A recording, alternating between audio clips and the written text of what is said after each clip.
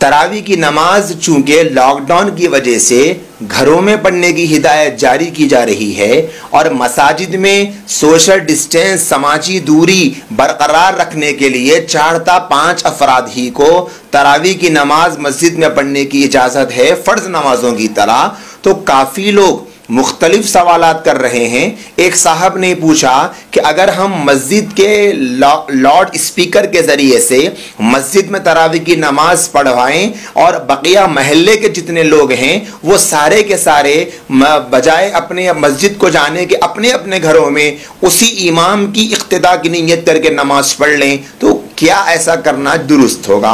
एक साहब ने पूछा, क्योंकि बहुत से हजरात ऐसे हैं कि जिनको कुरान पढ़ना नहीं आता, तो वो कुरान पढ़ने वालों के पीछे नमाज पढ़ लिया करते थे, तो अब उनके लिए मसाइल है कि वो तरावी की नमाज कैसे पढ़ेंगे।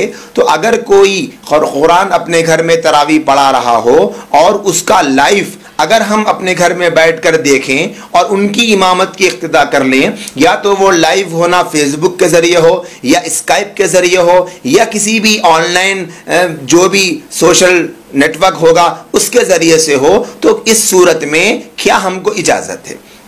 तो हम इस मसले को अच्छी तरह जहन में रख लीजिए। अल्लामा शामी अलैहिर्रहमा ने इक्तिदा की 10 शर्तें बयान फरमाई हैं।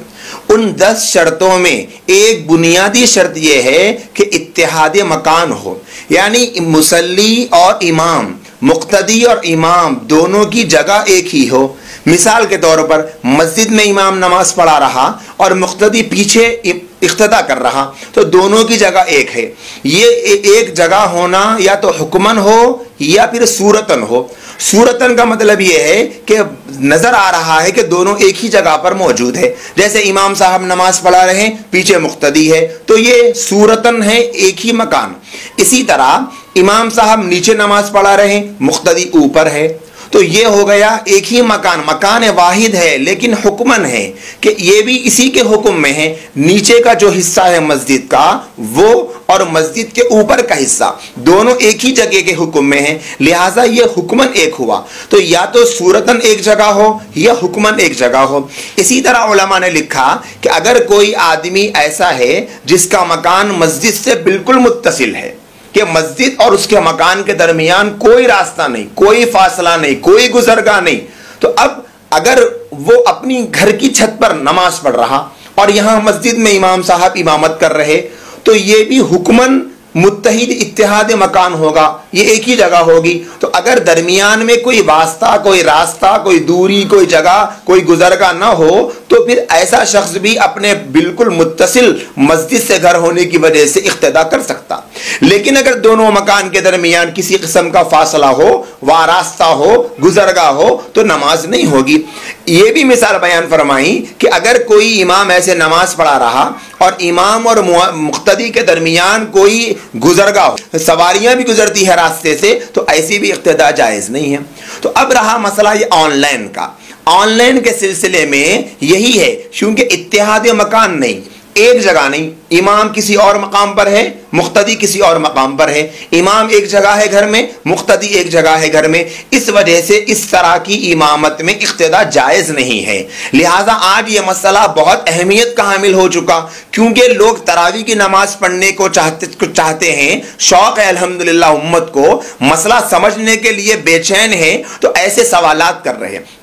लिहाजा ऐसे तमाम भाइयों बहनों से गुजारिश है जिन्होंने ये सवालात किए या मुख्तलिफ उलमा से कर रहे हैं, ये मुख्तलिफ उलमा की तहकीकी राय है। बिलखुसूस अल्लामा शामी अलैहिर्रहमा ने जो 10 शराइत लिखे हैं इक्तिदा के, उनमें से एक बुनियादी शर्त यह है कि जगह एक ही हो, मुक्तदी और इमाम की। तो यहां पर जगह एक नहीं है, जगह मुख्तलिफ है। और इसके अलावा ऑनलाइन इमामत की इक्तिदा करने में और भी नुकसानात है, जैसे अगर इमाम साहब रुकू में चले जाएं, ऑनलाइन की वजह से अगर नेटवर्क प्रॉब्लम हो और इमाम साहब रुकू में चले जाएं और यहां ना दिखाए, तो फिर इमाम के बाद हो जाएंगे, या फिर इमाम साहब सजदे में ना जाएं और इनको समझ में ना आए और ये सजदे में चले जाएं। इसी तरीके से अगर नेट बंद हो जाए या लाइट चली जाए तो फिर इनकी इमामत की इख्तिदा में और भी दुश्वारियां होगी।